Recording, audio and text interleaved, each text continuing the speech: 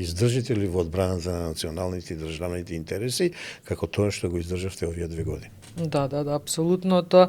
Немаме ни милиметар повлечено од нашата црвена линија.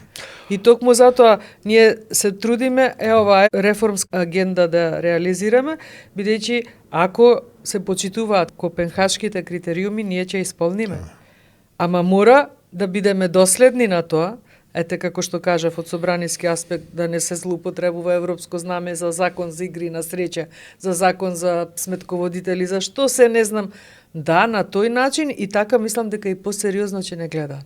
Бидејќи се повнимателно ја слушаат нашата верзија на неправдата која што нас ни ја прави Бугарија. Сакаат да ни менуваат историја, а во суштина сметам дека историјата многу повеќе ја менуваат, односно дозволувале да се промени луѓето од СДСМ. Ликовите како Рубин Земон, Филипче, Таче, Заев и така натаму. Тие почнаа да ја менуваат за да некој се осмели тоа да ни го понуди на маса и да се случи. За жал, но едната уставна измена се случи, втората нема шанси под овие околности.